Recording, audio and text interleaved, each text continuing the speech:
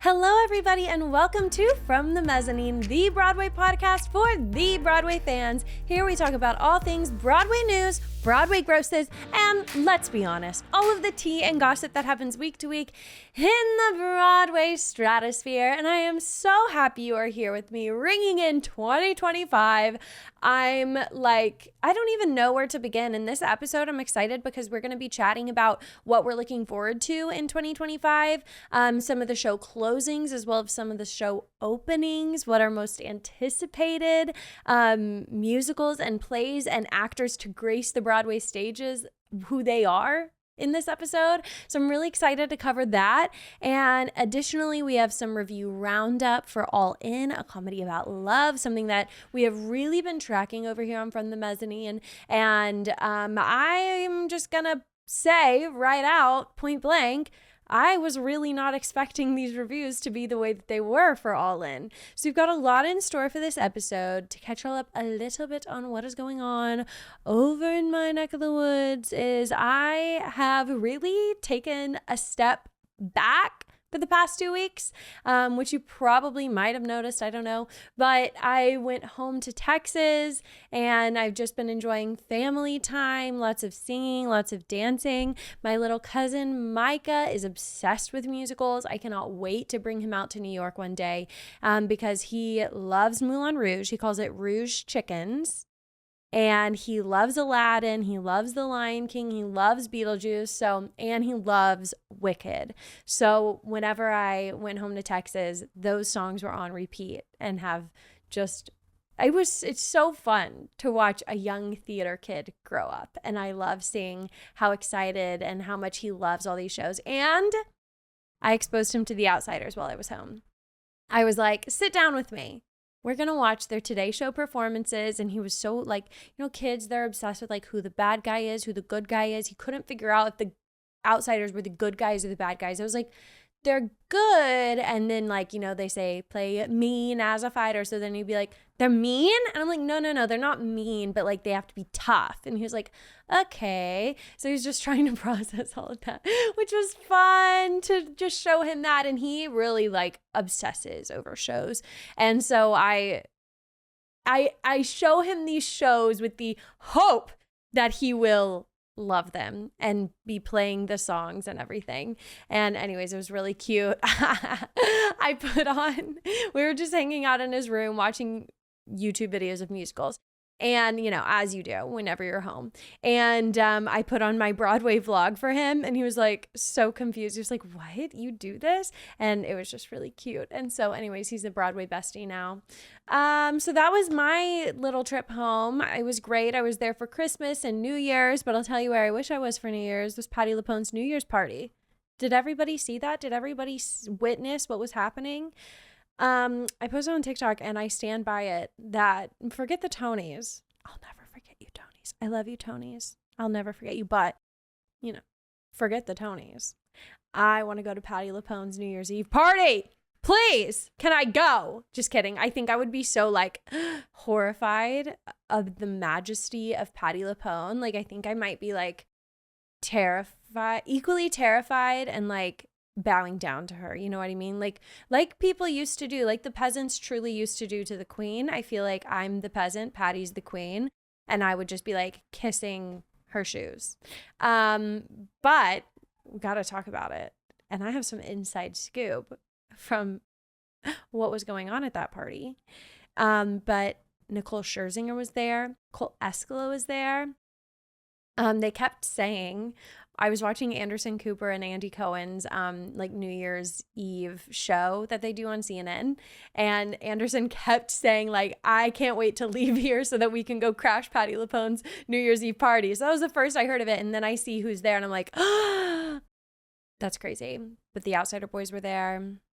A lot of them too, which is just so cute because a while back, I saw this interview that Patti LuPone did for her Disney Plus show, Agatha All Along, that's what it's called. And she was saying to Aubrey Plaza that she thinks that Outsiders, with the cast on Broadway right now, Outsiders the musical needs to be made into a movie. And so I think it's really cute that now she's like welcoming them into her fold and taking them into her apartment, inviting them to her parties. Like, wow, it's crazy. And one of my correspondents, LOL, not really, but my inside scoop is that it was a magical place and Patty's home was just amazing, that she was so sweet and cute and kind. And I'm like, wow, I'm sure she is, but do not get on this woman's bad side. Like, I would be horrified. Can you imagine you like accidentally say the wrong thing and all of a sudden like Patty is yelling at you? Like, in that moment, I would wither into darkness. Like, I'm pretty sure, I can't imagine. There will probably be a day where I talk to her on a carpet and I will probably, honestly, sabotage myself because I'll be so terrified of saying the wrong thing that I will say the wrong thing. And then like, OMG. I would play it so like cool and easy and probably like end it way earlier than I should and just be like, Patty, how are you tonight? Like, ask the most lukewarm questions, which maybe she wouldn't even like that. But I would be over assessing how I would chat with Patti LuPone because that would be very intimidating. But can we decipher this together? Because this is what I'm thinking. Okay, wait, I have two things to talk about New Year's. So first is that, so Nicole Scherzinger was there, and we know Patti LuPone loved Nicole Scherzinger's performance in Sunset Boulevard. We broke it down on the podcast. We understood why that is so important and interesting and unexpected because Patti LuPone, of course, played Norma Desmond, and then her and Andrew Lloyd Webber had a lawsuit and the biggest falling out ever, and she's just always, it's kind of a bit at this point that she doesn't like Andrew Lloyd Webber and she doesn't like Sunset. So it was shocking whenever it came to that she loved the production and that she loved Nicole Scherzinger. Furthermore, Patti LuPone is like the most outspoken celebrity on her hatred of Donald Trump. She does not like him. She has said, there is a quote where somebody asks her on a carpet, what would you do if he came to one of your shows? And she said, I wouldn't perform for him. And then she says, I hate the mother effer. And it's iconic. But with all of the conspiracy about Nicole Scherzinger's political standings, which like, I don't need to know where you stand, whatever, but Patti LuPone certainly does. And the fact that Patti has welcomed Nicole Scherzinger into her home leads me to believe, which I thought all along, that Nicole Scherzinger is just very likely religious, but that doesn't necessarily mean that she's like a Trump supporter. Otherwise, I'm certain that Patti LuPone would not have welcomed Nicole Scherzinger into her house and kissed her on the cheek at the party. I don't think that would have happened. I understand that I briefly met Nicole Scherzinger, and she was a ball. She was so fun partying. Her fiance was just like, they just seemed like really amazing people. And I would be surprised if she was so staunchly like right-winged to the point of like people being really pissed off at her. I just don't see that happening, but also I don't know her, so who knows. But I just thought that was a very interesting factor, is the fact that Patti is so left wing, and then Nicole Scherzinger, her political standing is very questioned right now. So to me, it kind of made the point of like, okay, if these two are so close and getting along, then Nicole Scherzinger might not be the Trump supporter that so many theater people think that she is. Which, by the way, I think her comment on Russell Brand's post about like, where can I get that hat? I think that it was misconstrued. I don't know why she would comment that, but I don't think that her intentions are what everybody is thinking that they are. And it was just obviously like a lapse in judgment for sure. And I think this kind of clears things up. Like, it clears things up more so for me. Like, she posted this like weird TikTok where she was like, I'm walking to the polls knowing I'm doing the exact right thing. And then we were still questioning. We were like, what do you mean the exact right thing? The exact right thing to you? Or what? So anyways, very interesting, very fascinating. And Patti LuPone's New Year's Eve party, apparently that's the place to be, especially next year. The other thing I want to talk about that is like so deep cut that maybe none of my listeners, I wouldn't judge you if you didn't catch on to this, but I hope that at least a few of you will be able to share with me in the irony of this situation. So Reneé Rap and Alanis Morissette performed, it wasn't ironic. They performed, was about, what about, you're still, I'm here to remind you of the cost I left when you went away. So they performed that at the New Year's Eve, like Dick's Clark Rockin' Eve show that I watch every single year. And it was the only performance I even cared to watch. I was so excited because I love Reneé Rap. But I realized how ironic, which, yeah, wink, wink, ironic it is that Reneé Rap was performing with Alanis Morissette, one of her songs, because this is such a deep cut. And I hope at least a couple of y'all picked up on this too, or I might be crazy, because Reneé Rap's ex-boyfriend, Antonio Citronella, who I lovingly call that, his name is Antonio Cipriano.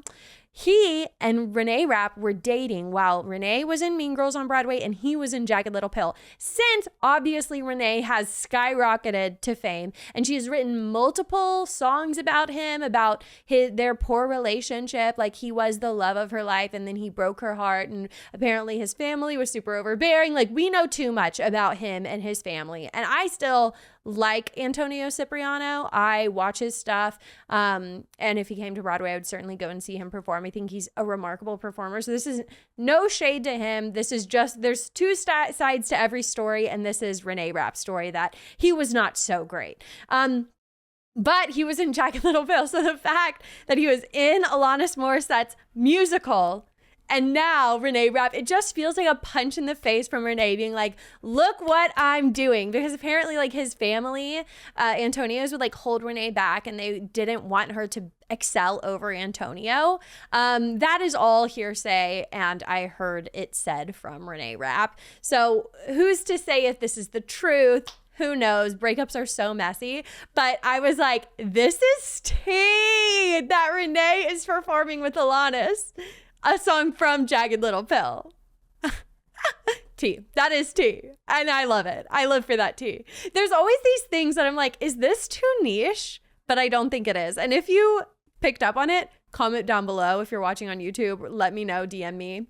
Otherwise, like, please tell me I'm not the only crazy one here, okay? Okay. So with that, guys, I think we should head into our Broadway grosses because this is like one of the biggest grosses of the entire year. It's covering Christmas season. There's so many tourists in New York City right now. And so we are definitely going to see that in the grosses. I've already heard the murmurs of what Wicked grossed. So without further ado, let's do it. This is for the week ending on December 29th. These numbers are so, I have full body chills. Holy cow. Oh my God. Somebody needs to hold me. I'm freaking out. Okay. Wicked grossed $5 million in the box office last week. I have chills down to my toes. I'm not even kidding. Oh my God. They performed 9 shows, which this is why it does so freaking well, is because one, they're overworking their actors. These actors, like, I feel for you. I love you. I worship you. Like, please, I'm so sorry that you have to do these things, but I hope you're getting a bag because clearly $5 million, that is so unheard of. I wonder if they broke any records. I wonder if they broke a Wicked record. Let's look it up. This might be hard to find because it might just be all like Wicked movie stuff. Box office Gershwin. I'm going to put in as many words as I can. Okay. Yes, broken a significant record by becoming the first show to gross over $5 million in ticket sales for a single week. It is the largest weekly number ever recorded. My show, Wicked. Oh my God, I'm so happy. That's so crazy. $5 million. They broke the record. I kind of thought, like, I knew obviously that number is staggering, but I thought maybe Hamilton broke that like at their peak, but that is so insane. It's a $2 million difference from the previous week. If that tells you anything, of course, they had a 100% capacity. The Lion King is in number 2, grossing over $4 million, still insane. But the fact that the difference between number 1 and number 2 on this list is $1 million, that is so crazy. Number 3 is Hamilton, to no one's surprise.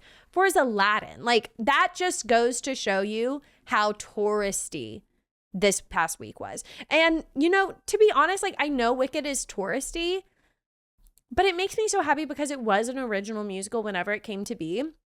And like all of these, like Lion King, of course, movie. Hamilton, original. Aladdin, of course, movie. It just like, it makes me happy that it's not all the Disney big box office shows that are the ones that do so well. I'm happy people are going to see Wicked when they've traveled to New York. I'm happy that they're seeing Hamilton. And it's unique that tourists want to see Hamilton considering it's about American history. So those are, I'll forever be super duper happy whenever those shows are at the top of the grosses.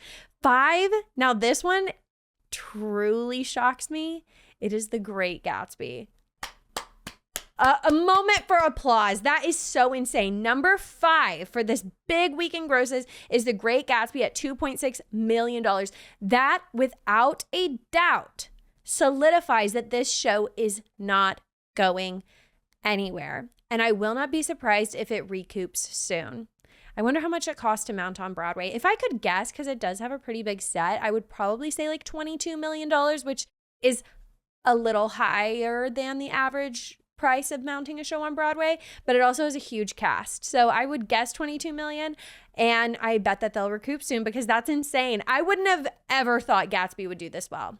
It's really, really shining, especially with Sarah Hyland about to arrive. It is going to do numbers. It's going to do numbers with Eva and Jeremy leaving. A lot of people are going to filter in to see them one last time. I don't know if I'm going to see it one last time. I kind of feel good. Like, I listen to the album all the time. I watch their performances, and I feel like I've had such good experiences. I don't feel the need to go and see it a 5th time. So I think I'm going to wait it out until it's fully settled with Ryan McCartan and Sarah Hyland, and then I'll go and see it. That's my plan. So 6 is MJ the Musical. That is just crazy to me that MJ would gross under Gatsby, but there you have it. Harry Potter is 7. Elf is 8. No surprise there. Outsiders is 9, grossing over 2 million with 102% capacity.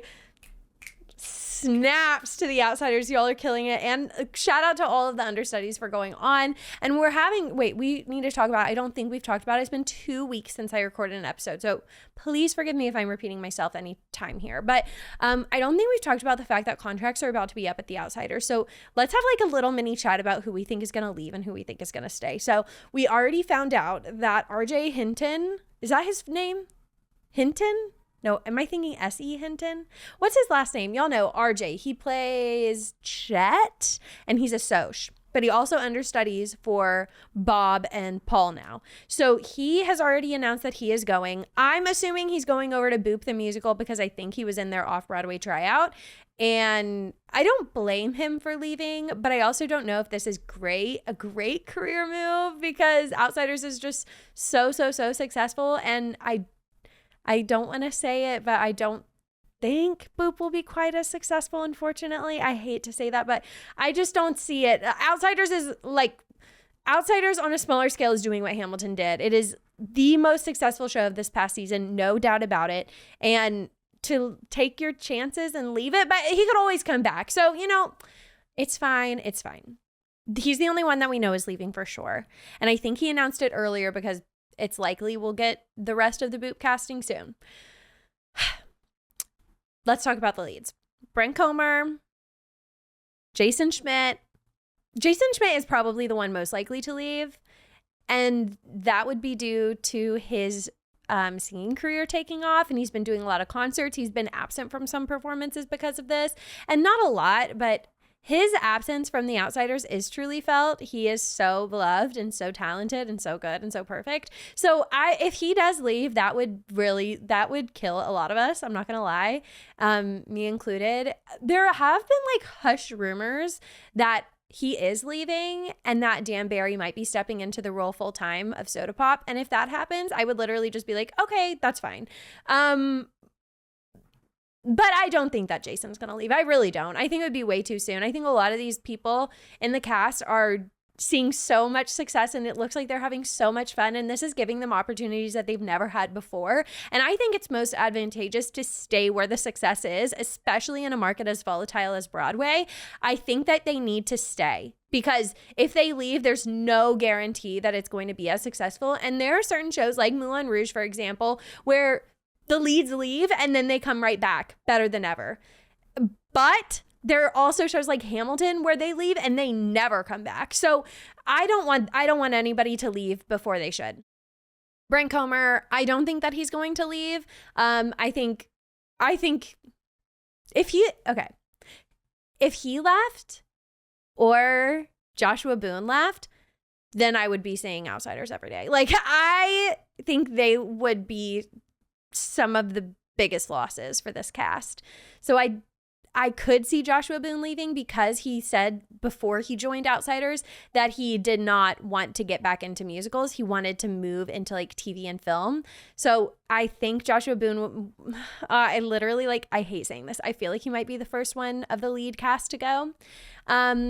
Birdie Grant, I could definitely see leaving. It's no secret. We have not talked about it on the podcast because they're so disparaging to his character and his reputation, but there are rumors online of allegations against him. And I do think that in and of itself is casting a dark shadow over the Outsiders. And I wouldn't be surprised if they wanted to replace him, even though if we're in the mindset of these rumors are untrue, I think he's the best pony boy that I've ever seen. I absolutely love his voice. I think his performance is incredible. I think he's an amazing, amazing actor.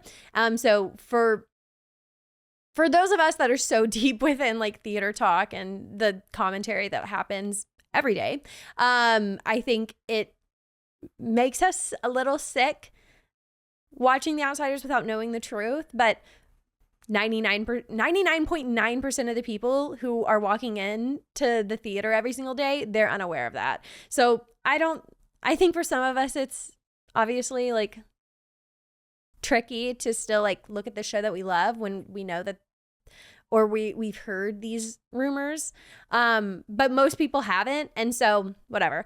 If Birdie Grant decided to leave The Outsiders, which if it's his decision, I don't think that he will. He appears to be having so much fun in this role, and I think he's really committed to it. But let's say he decides to go, I think he has a career ahead of him for sure. I've actually heard recently like videos of him singing like in other musicals, and I was really surprised. I kind of thought like that accent and that like rugged tone that he has when he sings in The Outsiders, I thought that was just his voice. It's not. He can totally change and adapt his voice to where he sounds like operatic or like true Broadway like tone. He's definitely putting on, there's probably a word for it, but just putting on a new style into his voice when he sings The Outsiders. So I can see him moving on to something else. Emma Pittman as Cherry, I think she's staying. I don't think she's going anywhere. I just think she loves it so much. And if she did leave, like, I don't think she's leaving. Like, this is her first lead role. Other than Chicago, I guess, but she's had quite a few ensemble tracks and she's killing it as Cherry. So I don't think that she's going to go anywhere. Who am I forgetting? I don't think Kevin William Paul is going to go anywhere. I don't think Dan Barry's going anywhere. And that's just because these people feel really, like, it seems as though they're very comfortable in their roles and they seem really happy. Obviously, we're seeing a ton of turnover in the ensemble, and that's just like par for the course. So that's not shocking. But yeah, if Dallas Winston was changed, that would really hurt the production. Joshua Boone is just so strong and powerful. And if any, I've seen understudies in his role, and if I'm being honest, like, nobody can hold a candle to Joshua Boone. He is like out of this world. You can tell that he like has done a lot of plays on Broadway. You can tell because his acting is just so incredible. Okay, I'm not going to get caught up in it, even though we haven't had a good sit down Josh Boone combo in a while. So let's keep going with our Broadway grosses. That was like a full detour. So Outsiders, they were in the top 10. They were at 9. And then right below number 10, I'm really happy to see this, is Back to the Future. They're closing. As of the time this comes out, they've already closed, and we're going to talk about that more in our Broadway news. But right below them, I think it's important to note, is Sunset Boulevard is one of those shows that is not quite as touristy. It's usually in the top 10, but now it's been bumped out. It's at number 11. Not bad at all. And I'm also surprised to see that Hell's Kitchen is not in the top 10. I would have thought they would have been doing more successfully on a tourist week, as well as Moulin Rouge usually does really well in a tourist week, but they bumped down. However, keep in mind, all of these shows grossed more than they do, like, for the entire year. They're grossing far over $1 million. And let's go to the bottom, because this is when we really see Lindsay, hold it together. I don't want to look, but I have to. This is when we really see what shows might not make it much longer because it's touristy week. Their theaters should be full. Whenever we see that they are not, then we know something's up. Wait, this says that Gypsy only had one performance last week. That is so weird. Did they? Oh, yeah, they canceled shows. Oh, I forgot about that. Gypsy canceled shows. Okay, I was like, wait a second. That's crazy. Okay, so the lowest ranking musical of last week was Swept Away. It was their last week. And that's sad. But they grossed more than they ever have. Then A Wonderful World, which I've been curious how that one was doing. And clearly it's not doing very well. And then we have Maybe Happy Ending. Yeah, that sucks. They grossed over 1 million though, so that's really good. They're like, it's fine. We're fine. They're not going to close. Knock on wood. And then we have Romeo and Juliet, which I think we would all think would be grossing more. I mean, it's not doing bad. It's in a tiny theater. Their average ticket price, their top ticket price for last week was $974. That's psychotic. Okay, yeah. But like, it's interesting. You would think like Six would be below, or Hadestown would be below Romeo and Juliet, or Suffs would be below, but they're not. They're all above. It's weird. I don't know. Some things just don't make sense. Let's get into our Broadway news. So up first, I want to chat about the shows that are closing on Broadway. By the time this episode comes out, they have already closed. But I think it's important to commemorate their time on Broadway, remember them for their Tony Awards and their many successes. And first of all, I want to talk about Suffs. So Suffs is a show ranked really high in my top 10 for the year, which was a little unexpected, but I'm so happy I saw it a second time because it really solidified what a powerhouse and how moving this show is and how necessary it was to come to Broadway and to see. It just was a piece that like really changed me and taught me so much and exposed me to the best woman on Broadway, Shayna Taub, who is seriously going to shape the next 30 years of Broadway. I do believe that. And she has said, like, this is just the beginning, you guys. I swear I'm not going to cry. Every time I talk about her, I get a bubble in my throat. She's an inspiration. But her show, Suffs, it made such an impact on so many. It was a success. It is not going down as a failure. So let's talk about it. I really fell in love with the show because I got to speak with Shayna Taub at the Drama Desk Awards. I got to have a one-on-one conversation with her, which was so cool. And then also at the Tony Awards, when she won the Tony for Best Book of a Musical and Best Score, she was just so happy. You couldn't help but have joy. You couldn't help but be happy for her. And that moment in the Tony Awards press room, whenever they announced it, what's his name? Alex Edelman was accepting his award, and he looks over at the monitor and he totally just, like, whatever he was talking about, he drops it and he's like, oh my God, my best friend, she won two. Oh my gosh, I can't believe it. And it was so, like, we were all just like, yes, and we were celebrating with him, but he was so happy, and he was like, is she coming in here after? It was such a cool moment. But Suffs it was such a success at the Tonys. I don't think a lot of us were expecting. I knew it would win Best Book. I definitely thought that it should, and I'm really happy that it did. Best Score, like, that's debatable. I do think it's an amazing score. I love the songs. My two favorite songs are Alice Paul's solo songs that she sings, Insane and Finish the Fight. I don't ever want to compromise. A country that doesn't care what I say. Oh, it goes hard. If they think I'm insane, I'll go insane. I just love those songs. They are so beautiful. And I like to think that Shayna was like, I'm singing these. I'm going to make them the best songs in the musical. And in my opinion, they are the best songs in the musical. I love those two. Definitely add them to your Broadway playlist if they're not already on there. But Suffs was nominated for 6 Tonys. It was nominated for Best Musical, Best Book, Best Score, which it won both. And then Featured Actress in a Musical was Nikki M. James. Best Direction and Best Costume Design. Now, I definitely am shocked that Shayna Taub wasn't also nominated for Best Actress. I think that's crazy. The Best Actress category was a hard category, but I think we could have made room. That seemed like a bit of a snub, in my opinion. But they made a lot of money in their run. They grossed over $1 million quite a few times throughout their run.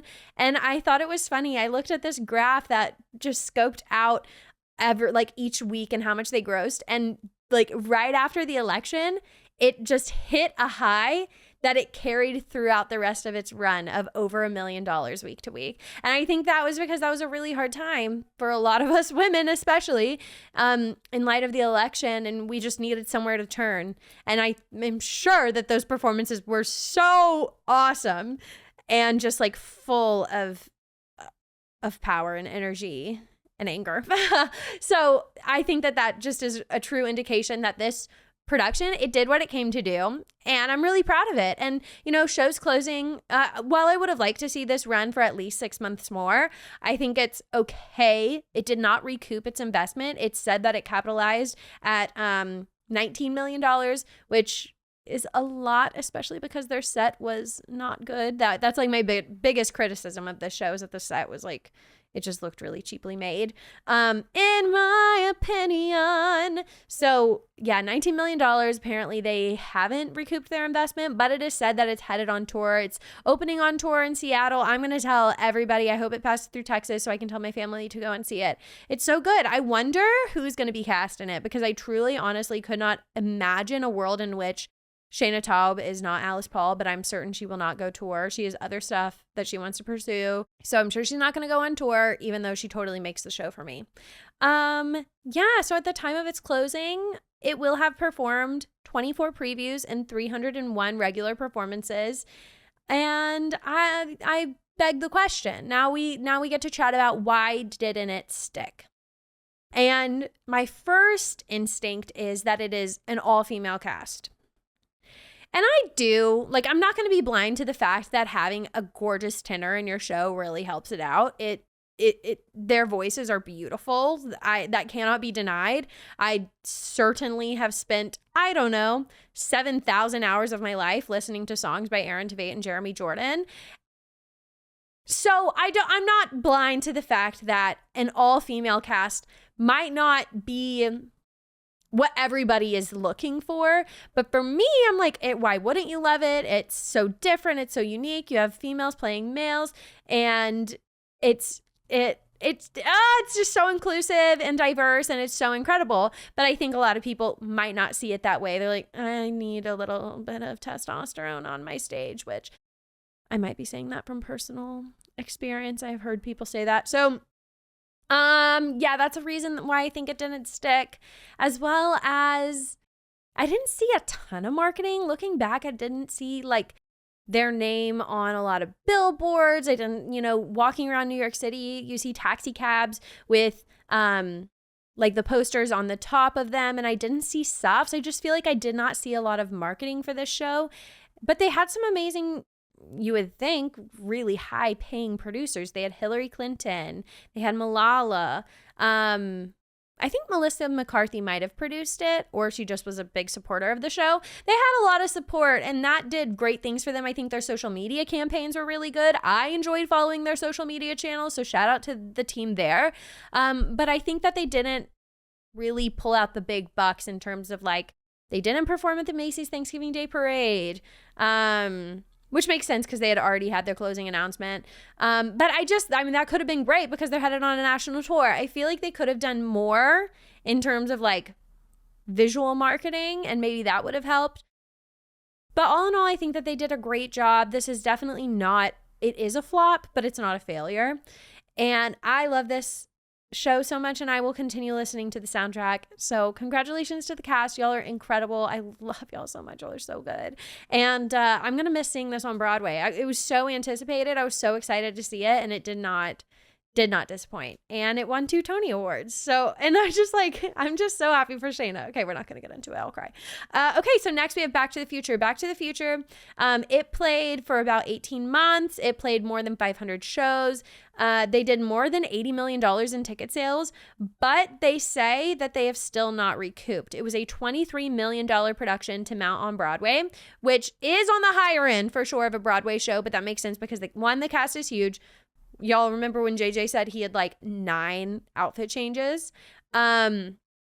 It is a big, big, big budget musical. It was at the Winter Garden, a huge theater. I'm sure that theater is not cheap to rent. And they weren't selling full capacity. They did really well in their first year. They grossed $1 million, like about over $1 million average for the very first year that they were open, which isn't bad. But when you're that big budget of a musical, somehow you still don't recoup. Don't ask me. I don't know. I really liked Back to the Future, the musical. Like, it's just like sweet and fun and silly and cute. Like, it feels like you're watching the movie because it quite literally is the movie put onto a stage. And that is only made better by Roger Bart and JJ Neiman when he played Marty McFly, and Casey Likes. Like, everybody in the cast, you can just tell they have so much fun, and that is what we should be doing on Broadway, is having fun. So I think it's a success for those reasons alone. Once again, not a flop, or it was a flop, but not a failure. And they were not very successful at the Tony Awards, which I definitely think is one reason why it didn't do that well. They were nominated for 2 Tonys. They were nominated for Featured Actor with Roger Bart and Scenic Design of a Musical. I think they totally, now that I've seen it, totally could have won Scenic Design. That ended up going to Cabaret. Still haven't seen Cabaret, so I cannot compare. However, the set design is one of my favorite parts of the show, without a doubt. I was probably not going to see the show, to be honest with you. It was a show that I was like, oh, it can come and go. It's fine. I'm fine. I don't need to see it. Now that I've seen it, I'm so happy that I did. But that was the thing that everybody was telling me, like, you like, the show was great. Like, you're going to like it. It's fun. It's what you'd expect, you know? But what's not expected is how awesome the effects are. So that's one of the biggest reasons that I think the show is such a success and just so awesome, and I love it. I love that there's going to be a life. Like, I think it's going to be, we're going to see this show touring when we're like 70 years old, like 2050. Like, we're going to see this show. When will I be 70? In like 2071. Anyways, let's get back on track. I learned something this week about Roger Bart that seriously like shook me to my core. I could not believe what I was hearing. And I have a really good feeling that a lot of y'all didn't know this, because how did I not know that Roger Bart and Trisha Paytas allegedly dated, and he allegedly cheated on her? Which is really sad. But apparently she like put out a video that said like Roger Bart cheater. I need to go back and watch it. I'm sure I can find it somewhere. But Roger Bart has like this whole other life that I just don't know about. And I love him. But also, like, whenever he's Doc, he's in this white wig.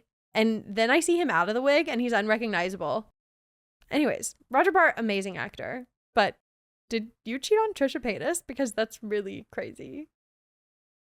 I needed that to be debunked. Like, I need to know if that's true or not on like really serious level. Okay. Anyways.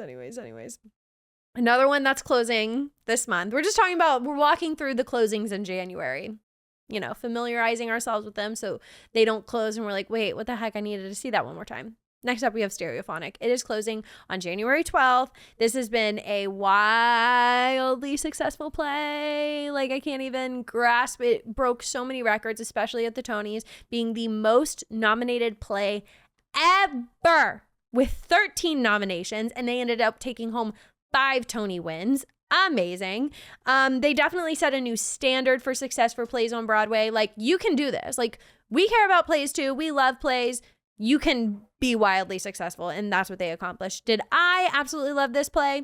I liked it. Don't get me wrong. I did enjoy it. I loved the characters. I loved a lot of the dialogue. By the end of those 3 hours, you felt like you knew every single person to their core on that stage, which was cool. But 3 hours, that is criminal. Don't ever do that to me again.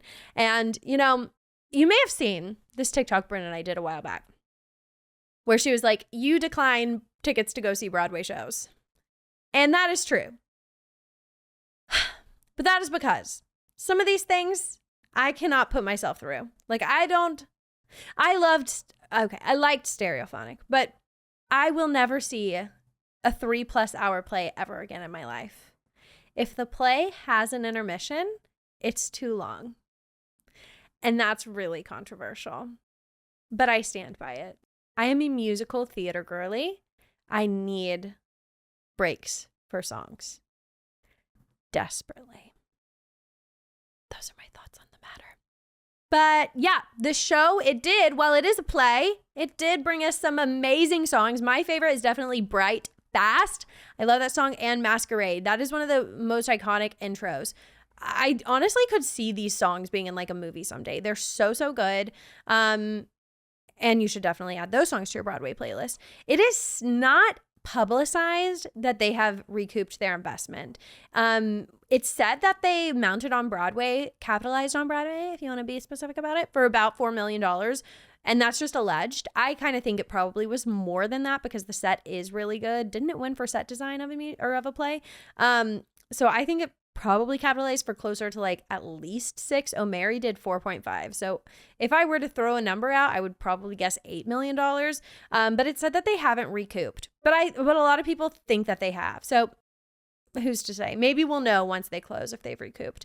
And then we have Our Town. Now, I'm going to chalk this up to a fail. To a flop and a fail.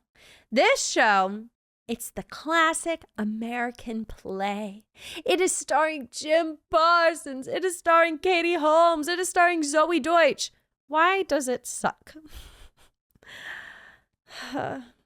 And it honestly is not doing well. In the grosses, its average capacity ever since it opened, I looked at it, I would guesstimate that the average capacity is about 80%. It's in a big theater. It has not broken over $1 million in its entire run. It's like not being an epic fail, but I would definitely say with a cast like this, expensive, very, very expensive. It's a huge cast. People who even sit on the stage, you can get those tickets online for like $600, or you can get like Student Rush for those tickets and pay $20. And even people who sit on the stage are having a hard time with the show. Like, you would think that would be like a once in a lifetime incredible experience, but even those people are complaining about the show. So just saying, it's really not very good in my opinion. So yeah, I think we all would have expected it to do a lot better. But it's just not, and I don't want to talk about it anymore. So with those sad closings, it's time to look forward to 2025. And let's talk about the upcoming Broadway shows. So I have done a deep dive on the shows coming to Broadway, and I feel qualified to tell you about them. So let's go like show by show of what is coming to Broadway. The first show we have arriving in 2025, God bless, it has been too long. Like, I am so ready for this. They've been talking about it. It's finally coming, is Redwood Honey, starring Idina Menzel. It is opening on February 13th. Its previews start on January 24th. I am so ready for this. I cannot wait. I need to see Idina Menzel on a stage. You'll know what Redwood is about. It's about a woman going through divorce. She's trying to get away and probably find herself. She goes into the redwoods in California and sings to herself. Amazing. I love it. I'm ready to see it already. Next, we have Operation Mincemeat. So I looked up what this was about because I had never heard of it. I'm from America. I've never heard of this British show that was a huge success on the West End. It is said that is like the most, it broke records. It was the most successful musical in a very long time on the West End. So this is coming. Its first preview is on February 15th and its opening is on March 20th. I'm not familiar with anybody in the cast, but maybe you are. What it is about, Operation Mincemeat. It was a successful strategy that the British used in World War II, where they dressed up a deceased non-qualified person as like a colonel, and against the, oh gosh, I just said that I feel like qualified, and then I have to start talking about war stuff, which is quite honestly like my nightmare. Hold on. I'm going to Google it so that I don't get this wrong. Here we go. It's a hilariously unbelievable true story. Operation Mincemeat was a successful British deception operation in the Second World War to disguise a 1943 Allied invasion of Sicily. 2 members of the British intelligence obtained a body of somebody who died, dressed them as an officer in the Royal Marines, and the correspondence between 2 British generals suggested that the Allies planned to invade Greece and Sardinia, with Sicily merely a target. So it was this big operation. It was wildly successful apparently, and it sounds pretty silly because they dressed up a dead body as something that it was not, and it worked. So why not make that into a comedic musical? It sounds perfect. It sounds hilarious. It kind of sounds like Floyd Collins, but I imagine Floyd Collins is going to be way more serious. So that's crazy. Oh wait, no, it sounds like Dead Outlaw. That's what I meant to say. Sounds like Dead Outlaw. But yeah, I'm excited. This sounds right up my alley. You'll know I love mischief productions. I love comedic shows. It's honestly probably my favorite genre. If you have me laughing, obviously I love it. So I think this is going to be great. I'm excited. Super looking forward to it. Next, we have the Buena Vista Social Club. So I didn't know what this was at all, but I have learned. It opens on March 19th. It's coming to the Gerald Schoenfeld Theater. It is based off of an album of the same name, and it had an off-Broadway tryout at the Atlantic Theater Company. And basically, it sounds it's set in Cuba, and it's centered around this club where they sing and dance, and it just looks really colorful and beautiful and really lively and energetic and fun. I hesitate to compare it to In the Heights, but listen to some of the music. It does sound adjacent to In the Heights. It's kind of shocking that Lin-Manuel Miranda didn't work on it, although there doesn't appear to be rap. It just sounds very vivacious and jazzy and fun and bright and colorful. There's not a lot out there, but that's all I can ascertain from what I've seen on their website online. Next, we have Othello. This is starring Denzel Washington and Jake Gyllenhaal. That's why I'm excited. Don't care. It's Shakespeare. Boring, boring, boring. Will I sit through it? Yes. I don't even think it's like reimagine Shakespeare. Like, I think we're literally going to be sitting there watching Shakespeare. But I'll put myself through it. Don't worry. It is directed by Kenny Leon, of course, who did Pearly Victoria as well. I saw something so recently that he did. Oh, he did Our Town. Tragic. Okay. Yeah. Sorry, Kenny Leon. But I do like some of the things he does. And I'm sure Othello. He's just like the play or the director of plays right now. So whatever, Othello. I just wish Jake Gyllenhaal could be in a musical. He has a good voice. It's fine. I'm fine. Next, we have Purpose. Now, this sounds really interesting. It's directed by the same person who did Appropriate, Felicia Rashad. Of course, we all loved Appropriate. I'm sure Purpose is going to be just the same. And it's starring our girl, Cara Young. It sounds kind of similar, like very loosely similar to Appropriate, in the fact that it's like based around a family with a big secret. A kid comes home with a new friend that nobody knows, and things unravel from there. Sounds intriguing. I'm excited. Love a little bit of a dramedy, especially. I assume that it's a dramedy because it's kind of Felicia Rashad's rhythm, I feel. But this is arriving on Broadway on March 17th. So March is going to be really busy for openings. Then we have Glengarry Glen Ross. Now, do not feel bad if you didn't know what this was about, because I didn't either. And the plot does sound intriguing, but with this cast, I probably won't see it. We have Kieran Culkin, who you know from Succession. We have Bob Odenkirk, who I feel like I know from Alvin and the Chipmunks. Is that crazy? I feel like he's in that. Bill Burr. It's a really star-studded cast. I think people are going to flock to see it. I feel like their ticket price is going to be insane. And honestly, it's like all these men on a stage acting. I'm okay. I'm good. Glengarry Glen Ross is basically about all of these real estate agents, and they are fighting for their lives. There's apparently like 5 real estate agents, and by the end of the week, only 2 of them will stay. So they all get these leads, and they're doing really heinous things apparently, and like not very moral in order to keep their job. And it just kind of becomes like a fight to the death. And I don't know. Like, if I get a ticket to see it, I'll see it, but I'm not running. I'm fine. Okay. Next we have, I feel like I'm being so negative. Next we have The Picture of Dorian Gray. Now, I'm going to be honest, this is another one that I just really don't care. It's a one-woman show. The star is Sarah Snook, who is also from Succession. So that's ironic that these 2 Succession stars are going to be on Broadway and plays at the exact same time. However, The Pictures of Dorian Gray, I'm pretty sure it did really, really well over on the West End, and now it's coming over to Broadway. It's a book written by Oscar Wilde, and she is playing like 36 characters. That's when I'm going to tap out. But you should look at the videos, because it looks like the staging is very similar to Sunset Boulevard. A black set with multiple screens and all these cameras that are on her. It looks intriguing. I guess if you're a Sarah Snook fan, you might love it, because it's a lot of her, but I think I would not be into it. But that is arriving at the Music Box Theater on March 27th is their opening. Next, we have Boop the Musical. Obviously, it's a musical. I'm much more intrigued, much more interested and excited about it, especially because Jasmine Amy Rogers is at the helm. Now, I saw her perform at an event last year, and I was so dazzled by her. I think she's fabulous. It is written by David Foster. He did the music, and a lot of times his music is very good. I think this is going to be great. It's very Barbie movie coded. It's like Betty Boop steps into the real world. Fun. So You'll know, as I've said previously on the podcast, I'm not totally sold on the fact that it's going to be a Broadway success, but I'm excited for it nonetheless, and I'm intrigued. I want to see it for sure and see Jasmine Amy Rogers, because y'all got to hear her sing. She is really, really talented. Next, we have Smash. Now, this is for sure something I'm hella intrigued on. I cannot wait to see what they're going to bring. It stars Robin Herder, who I absolutely adore. It also has Krista Rodriguez, who we know from Smash, the TV show. Anyways, it's a really good Broadway cast. They don't have any big stars in it, which I feel like is going to be a detriment to this show. It's arriving at the Imperial Theater on April 10th as their opening night. Of course, it's a stage adaptation from the TV show about two dueling women who want to be the star. And other than that, we really don't know. Like, are they doing full Marilyn musical?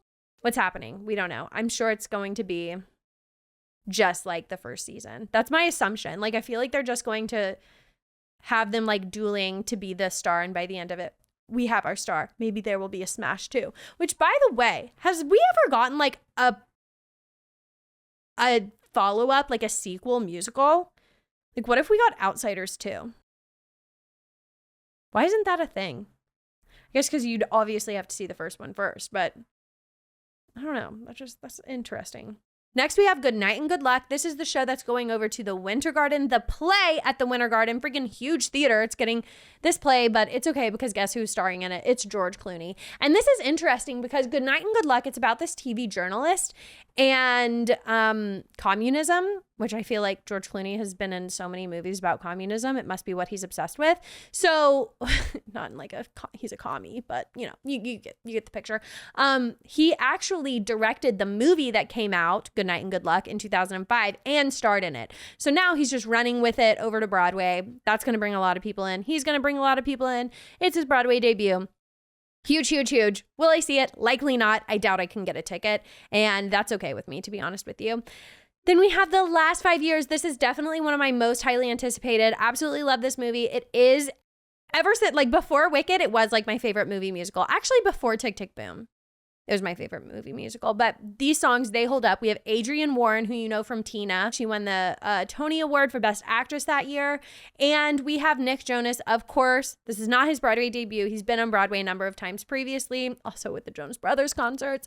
But I think this is going to be a huge, huge, huge hit, which I'm so happy. I don't think The Last 5 Years has been on Broadway before. Let's Google that. Fact check.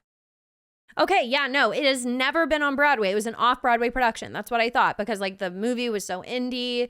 I just always was like, yeah, it's an off-Broadway show. Well, it's finally coming to Broadway, and it's a limited run, but it's going to be huge. Nick Jonas, I think, is going to kill it. I have no doubt. Adrienne Warren, I think she was a perfect casting for the role, and I'm so excited. I love The Last 5 Years. So that's arriving on April 6th is their opening night at the Hudson Theater. And the Hudson, they just turn out good shows. Next, we have John Proctor as the villain. This is super buzzy because it's starring Sadie Sink, who you know from Stranger Things. I don't know her from that because I've never seen it, but I'm excited about this play, and it's interesting. So let me read the description. They say it's a new comedy about a high school English class questioning the classic play, The Crucible. It's been performed in regional theaters across the country, so it has had like some semblance of an off-Broadway debut. I think it's going to be great. I'm sure it's not going to run forever, but I think it's going to be fun, and I definitely want to see it. Next, we have Floyd Collins. Now, this is one of my most anticipated musicals for the next season. I think it's going to be a smash. We have Jeremy Jordan. We have Jason Gote from Teeth. We have Lizzie McAlpine, of course. We have Taylor Trench. Incredible cast. We have all Broadway stars. And obviously, like pop culture stars with Lizzie McAlpine, going to bring a lot of people in to see the show. It's playing at the Vivian Beaumont Theater with an opening night set for April 21st. I have done a full dissertation on a previous episode of this show, but at a glance, it is about this guy, gets stuck in a cave, becomes like the first huge, buzzy PR story that about like a man, I don't know, it was like the biggest news story of the time. And it set people reeling. And I'm not going to do a spoiler alert. I'm not going to tell you how it ends. But anyways, yeah. So like Jeremy Jordan stuck in a cave. Okay, cool. I don't know. It's going to be awesome. I'm really excited. Next, we have Just in Time. This is honestly like the most unexpected show of the season for me because Jonathan Groff, Aren't you wanting to take a break? Breathe, dude. Like, you just won your Tony Award. You don't need to come back in the very next season. But he wants to, apparently. And he might get them. He just might get them. So, Just in Time, it is a show about Bobby Darin. You know him. Somewhere beyond the sea. So he sings that. And Jonathan Groff is playing him in Circle in the Square. I'm intrigued. Period, point blank. Directed by Alex Timbers. I love him. It's going to be great. Next, we have Stranger Things, The First Shadow. So I've never ever seen Stranger Things, but let me tell you, they've already started marketing this show in the subways everywhere. They've got the money for it. It is clear. It's opening on April 22nd. So we've got literally so much time and they're already marketing it. Big budget energy. It is a play. I literally can't tell you anything more because I actually want to be surprised whenever I go and watch it, because I think it's really wild that everybody and their mom has seen Stranger Things, but I haven't, so I don't even know. It's based on Henry Creel. Don't know who he is. I assume like maybe, no, I'm not even gonna go there because I don't want people yelling at me for getting Stranger Things lore wrong. But the effects look insane. Very similar to Harry Potter and the Cursed Child, but I'm almost more intrigued with this because like I have no idea what it's gonna be about. So yeah, I'm really excited about that.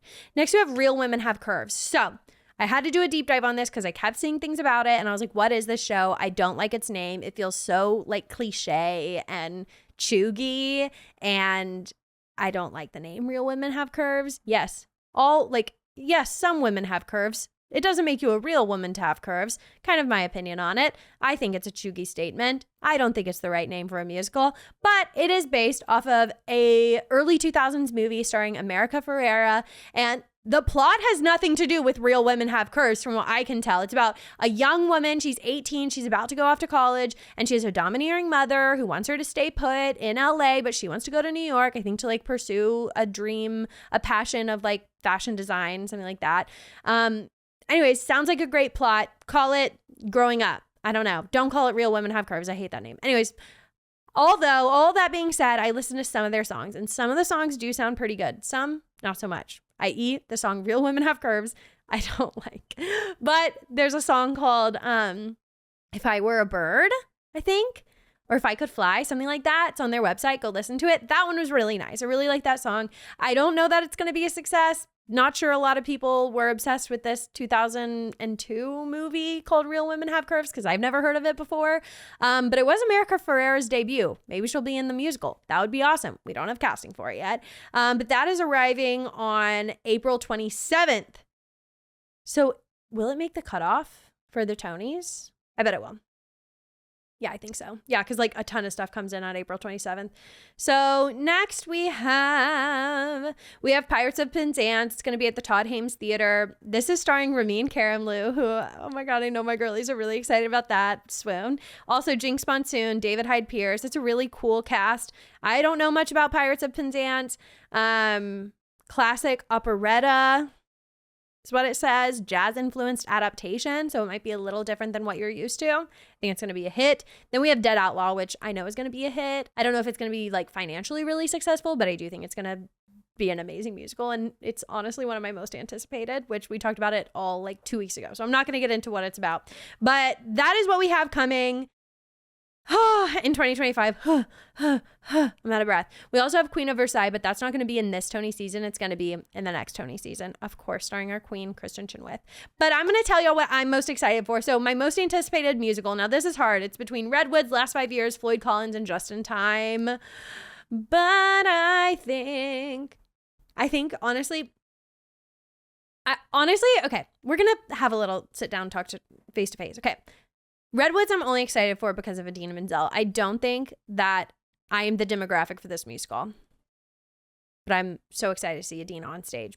Last 5 Years is one of my favorite musicals ever, but I know what to expect, and I think it's going to be awesome. So it could be that. I also think Floyd Collins is going to be amazing. Anything with Jeremy Jordan, you have me in your clutches. I love it. Also with Lizzie McAlpine, she really wowed me at Elsie Fest. She's very talented. So I could see it either being The Last 5 Years or Floyd Collins being like my favorite shows of 2025. I think it's probably going to be Floyd Collins, if we're being honest, because the plot is so intriguing. But I'm really excited about The Last 5 Years. So let's go with that, Floyd Collins. Next, my most anticipated play. Now, I'm kind of between like either Purpose because the plot sounds really nice, and obviously Appropriate was my highest rated play from last year, or Stranger Things. And I'm really excited about Stranger Things, but it does have an intermission. And what did I just say? So let's go Purpose. Might be my favorite. My most anticipated Broadway arrival, as in like star coming to Broadway. I think it's just like, I don't care about Bob Odenkirk or Kieran Culkin or Sarah Snook. I'm sorry. I don't care about George Clooney. I'm sorry. That's great. It's good for Broadway. Awesome. But I'm really excited about Nick Jonas. I'm really excited to see him on a stage. He's definitely I'm most excited for. Okay, and then there's like a list. If you go to Playbill's website, they have a list of shows that people are working on that have not tried to come to Broadway yet, but have mentioned that they're working towards Broadway. And I love looking at that list because there's so many things on it that are so intriguing. For one, 17 again, The Greatest Showman, Dolly, the Dolly Parton musical. I hope y'all have been seeing all of the auditions on TikTok. I've been watching all of them, and there are some really, really good qualified contestants on there who I could see winning for Dolly the musical. I think it's so cool that they're doing that, and it's like free marketing. You just have all these people posting people singing Dolly. It's like drumming up excitement for the show. So that's genius of them. I'm most excited for Greatest Showman for sure. Eek, I cannot wait. But also I'm really excited for Gatsby, the Florence Pugh. The Florence and the Machine version, because I want to compare the two really bad. But I'm most excited for Greatest Showman. Okay, this is a long episode. Last news story. Let's get into it. It is the all-in reviews and the chatter that I've seen. So first and foremost, I saw something probably on TikTok a while back. Or actually, I think it was like the night it opened, and people were just putting on Reddit like, wait, what? What was the show? This isn't what I was expecting.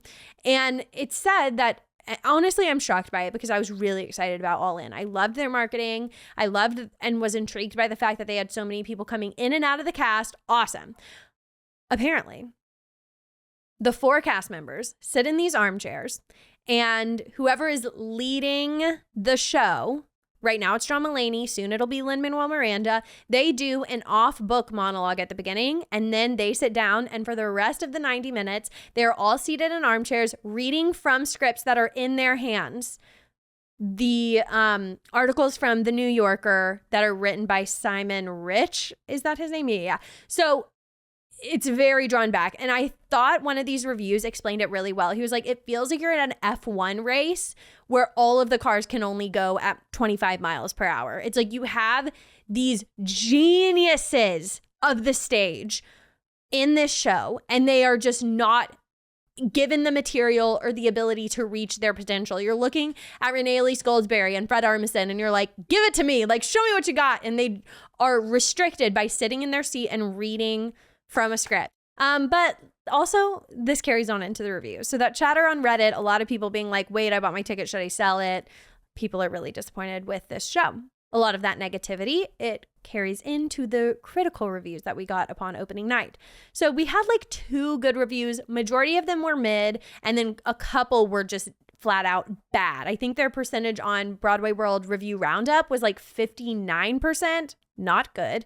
And I'm going to read you some of the good, some of the mid, and some of the bad. So the good review comes from Greg Evans with Deadline, which usually I really love Deadline reviews. He says, quote, then I actually saw All In, and count me among the rich converts. Directed by the ever-nimble Alex Timbers and performed by a rotating cast of 4 actors, I was lucky to get the truly excellent John Mulaney, Fred Armisen, Renee Elise Goldsberry, and Richard Kind. The 90-minute All In is a perfect holiday snickerdoodle, a light and tasty snack, no less funny for its brevity and lack of splashy production values. So he's saying, like, you don't need all the big set. You don't need them to walk around. It's fine. Like, he likes it. It's light. It's refreshing. If you go in not expecting the world, it'll deliver. I like that. He's positive. That might be how I would feel. But probably not, if we're being honest. I probably would be let down. But I still want to see it. Don't get me wrong. I want to go whenever it's Jimmy Fallon. Or no. I want to go when it's Lynn and Andrew Rannells. Okay, so our mid-review, we have Frank Rizzo with Variety. He says, quote, there's a cozy ease that permeates All in which a rotating cast of celebs narrate with both flourish and offhandedness. The humorous and offbeat essays of the New Yorker writer Simon Rich. It's the kind of comic comfort that easily fits into the holiday period, but also into a Broadway season that's especially welcoming to laughter. That's nice. I like that. Okay, now we have a bad one. This is from Sarah Holdren with Vulture, and this is crazy. Y'all ready? She says, quote, I hate to be a Grinch at Christmas, but it is not a good sign when your Broadway show has more than one Reddit thread asking if it's a scam. So things currently stand for Simon Rich's all-in comedy about love. Bothered by the lack of indefinite article there? I hear you. But alas, for all in to qualify as a comedy about love, it would actually have to be a play. Instead, it's an expensive staged reading with a rotating cast of celebrities. Quote, see, that just tells me, like, I would be bored. I would be like, what? Do something. Like, do a flip, do something. Okay, next bad article, and this is the last one.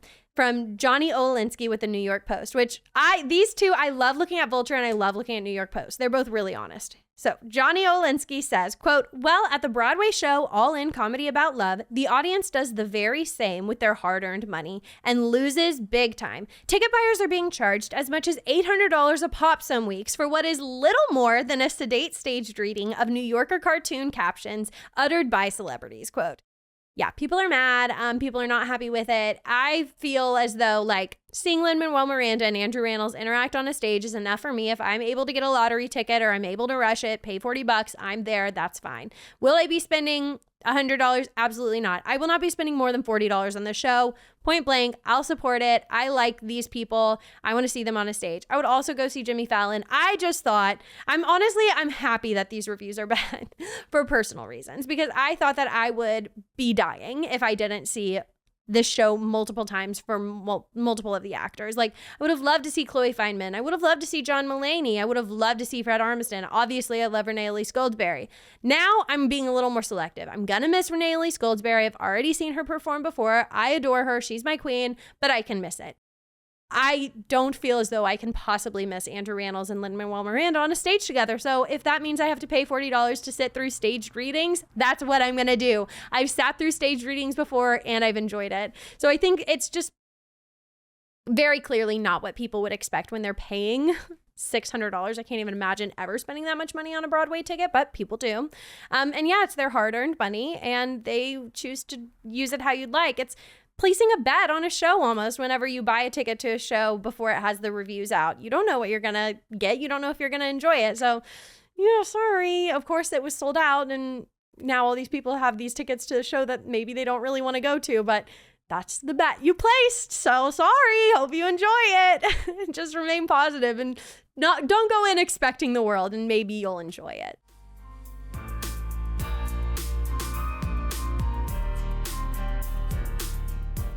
Well, folks, thank you so much for joining me on this episode of From the Mezzanine. I have a new Broadway vlog out. I'm going to be posting how much I spent on Broadway in 2024 on my YouTube as well. So please make sure that you are subscribed on YouTube, like and comment on this video. Not enough of y'all told me how you ranked your Broadway shows of 2024. So go back to my previous episode and let me know, because I want to know. Like, I literally find that so interesting. Tell your Broadway besties in your world about From the Mezzanine, because it's so fun to have friends to listen to a podcast with. And if you think they'll enjoy it, maybe they will. And then we can all be Broadway besties together. You can join me over on the Patreon at www.patreon.com/FromTheMezzanine. I am going to be filming a Meet Me at the Stage Door right after this episode, so y'all can go meet me over there if you're a Broadway bestie. You also get first access to my Broadway vlogs before I post them on YouTube and other fun perks. Please follow me on Instagram and TikTok. Oh my gosh, are we losing TikTok? I will not be okay if we lose TikTok, so follow me over there. But if you follow me over there and not on Instagram, you know, just be wise about it, because I don't want to lose all of you guys. Oh my God, I'd be so sad. Anyways, my TikTok and Instagram are at FromTheMezzanine_podcast. We have so much fun over there. Good times all around. And thank you for listening. Leave me a rate and review. I love the reviews. I read each and every one of them, and I give them shout outs on the pod. So if you want a shout out, leave me a review. How about that? And you guys, thank you for listening. I'll see you next Tuesday. Bye.